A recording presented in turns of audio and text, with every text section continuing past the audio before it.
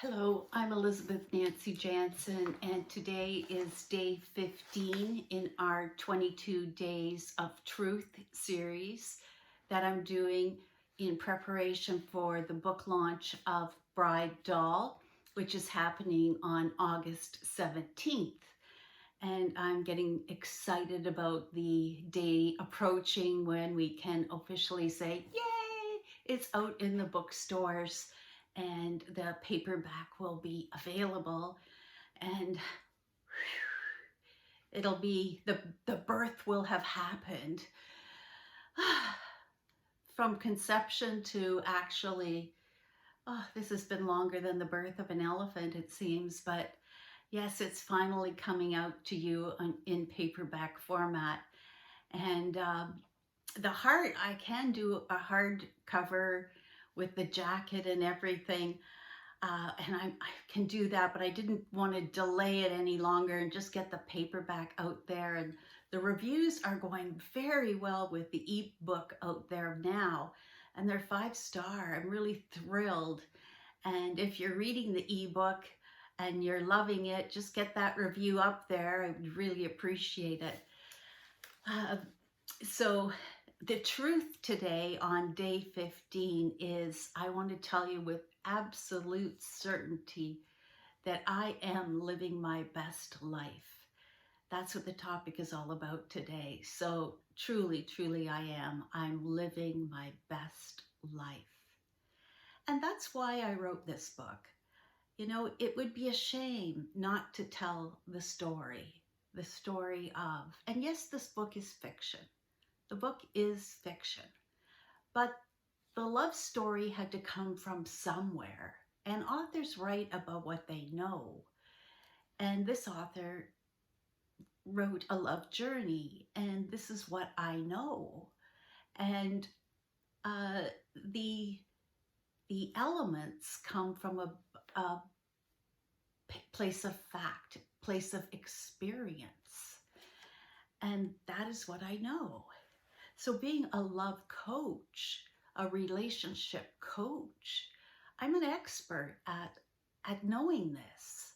You know, I'm a certified coach, but I'm also an expert at life experience. And, you know, I'm a woman of 66 years old, or 66 years young, or 66 years seasoned. And I'm loving my life, and I'm loving every experience that I've had. Good, bad, messy, pretty, whatever. It's been a gift in terms of the experience that I've gleaned from all of it. And you know, if today was my last day, and you know, people don't like to say that, but you know, I don't mind saying it. I really do. I don't mind saying that if today was my last day, I'm grateful. I'm grateful for the life I have or had. I'm sure my children wouldn't like me hearing me say that, or my husband wouldn't like me saying that, but you know, I'm very grateful. And I'm so grateful that I was able to write this book and have this beautiful love story. And you know, if we go to the book, you know, and the characters, you know, Monique wasn't living her best life, or Adele. If we go right to the beginning, Adele and Jacques, you know, there were limitations on, you know, put down on their marriage by their beliefs, their religious beliefs. And they were in the very core of their being, and their beliefs, whether they found them limiting or not. Were they thriving? Well, that's into the interpretation of the reader, and into the relationship of Etta and Owen. You know, where they, you know, where they, you know, in thriving in their marriage. Well, Owen had a lot of fun. He was a playful character, but Etta not so much. she was a bit of a rigid thinker. And, that that doesn't help one in terms of being living their best life, you know. And then, if we get to Monique and Flynn, they were better at being lovers, much better at being lovers than Mr. and Mrs. So I'll just move on from there. And then Naya and Simon, certainly for Naya, she was not being living her best self at that time in her life, in her love journey. And she had to go through a whole course of learning. And Simon, you know, Simon, he had to be the controller. And what was at the root of all that? Well, the root of all of that was, emotional insecurities. A controller is never content, is never, is there's a lot of anger. And what's the base of anger? Well, there's a lot of fear. There's a lot of fear. So again, I'm going to say that needs clinical, that needs therapeutic intervention to get to the root and to the clinical help, not coaching. That's beyond coaching. So that I'm going to move on from that. So not living that couple were not living their best life in union. That was unfortunate. But in looking at relationships and looking at Naya in her younger life, or taking it back to my young readers, hopefully they can learn and glean. That's a relationship they don't want, and that's gold, to be able to learn the lessons in a beautiful way and say, note to self, how important the intentions are, how important to match values, core values, and how important it is to get the desires you want in a love relationship. Just look at that relationship of Naya and Simon, and look at the codependency that they had on each other. One had to be the controller and one had to be submissive. So let's move forward again. And Naya, she thought she was living a good life in her single time between her marriage to Simon and Fernando. And then her relationship with Fernando, oops, that wasn't her best life either. She wasn't living her best life, but her intention going into that relationship was, oh, now I'm going to have a wonderful life. She went in with hopeful expectations and living, hopefully finding love and living love to the best of her abilities. But boom, that didn't happen. And why? Again, those core values weren't matched. That her desires weren't matched. The partnership wasn't in alignment. They were not good partners. You could see the pattern of a repeating pattern. So, now coming back to me, similar things happened in my own life journey. Now let's go back to the book. I'm going to read you a paragraph. A paragraph in the book where Naya felt the need to aspire to her unabbreviated self, the good, the bad, the ugly, and the beautiful. It took Naya more than half her lifetime to get to a place of self-acceptance, self-love, forgiveness, grace, and gratitude. Well, that's a beautiful paragraph, and that sums it up. I live in such a place of gratitude. I struggled. I found this phrase that seems to be coming up in my mind. I didn't walk down the lane of entitlement. I came from humble beginnings. I struggled. I worked my ass off My first job was working in the Humane Society for 75 cents an hour, cleaning cat cages.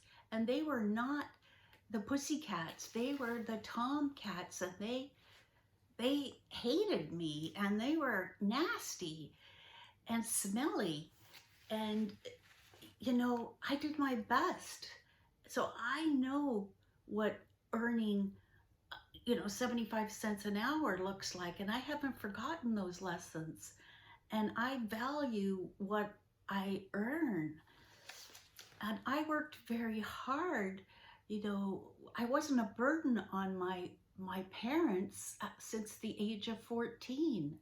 I earned my way and paid for my own education. If it wasn't through my own money, it was through scholarships, because I studied, again, my ass off. Crazy. I worked too hard to the point where I didn't enjoy, I wasn't living my best life, and then marriage and raising children. I love my children. I absolutely love being a mother, and living motherhood. That was wonderful. That, and still the benefits of motherhood. I'm not going to shortchange that in any way, and love my times and play times and all of it with the pros, the ups and downs of motherhood. I'm not even going to compare that to anything else. That's going to be a little bit separate, and something I'm going to write about in my next book. But if you're talking about my personal love journey, I'm going to keep my motherhood separate. But getting into my next relationship, I still wasn't living my best life, but now I am. And after that second relationship, I found myself. I did creative things, and after, in that second relationship, boom, I dove deep into the pit of despair, and I went into self-medicating with alcohol, and that took me really far down. And, I needed help. And I asked for it. That was a huge strength. And out of that, I got into recovery, and I took it very seriously. And up until today, one day at a time, I have been in recovery since November 17th, 2008, and I take that hugely seriously. And, I couldn't be here if I didn't go there. So here I am, living my best life. And, after, once I got into recovery, and then I realized I wasn't thriving in that second relationship, I got out of it. Better for me, better for him. And, I got into creative things during my recovery. I started painting. I did this painting. I've got 20 or more around the house. Started writing short stories, grew my friendships inside and outside of recovery, riding a motorcycle, doing all kinds of things, traveling, and, doing more writing workshops internationally, building and building, enjoying life more and more day by day, building my self-love. Like, it goes on and on and on. And hopefully, once I'm loving more and in recovery, so many people help me in recovery, but I give that back. And then I have so much, given so much love, and then I give it, you get so much more in return, to the point where now I generate love. And hopefully you can feel that as I'm talking here. I care so much. And, writing this book has been just so loving a task, a labor of love, if you might. But, now I'm meeting my love partner. I was so ready for it. Was it destiny? Perhaps, because he was so ready to be loved. He needed to be loved.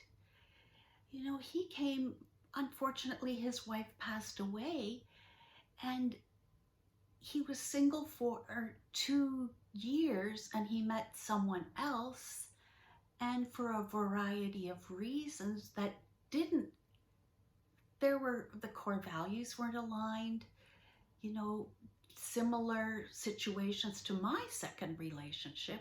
They were not good partners. We discussed that together and agreed upon. Our second marriages were similar in that we both did not have good partners, and to our own fault, we were not aligned. And, he came out of that second marriage. He needed to be loved, and he wanted to have a loving partner.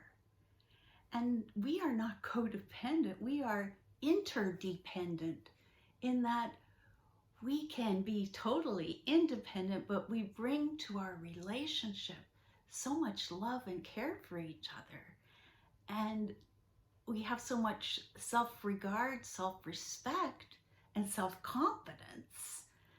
And we came emotionally, spiritually, physically, financially, everything independent. But when we merge as beautiful partners. And it makes me so happy to be thriving and to see him thriving. And I want him to be living his best life, and I nurture that, and he nurtures the very same thing in me. So that's what I've got to tell you today. I truly believe I'm living my best life, and it's wonderful, but it's taken me a long time to figure this all out. And if my young readers can get this early on, bonus. And if you're younger than 66 years old, bonus, you get this. Like, I've done the research for you. And if you're older, maybe you can knock me upside the head and say, what took you so long? So much love from me, and I hope you can have a good giggle with me today. And I look forward to talking to you again. Bye.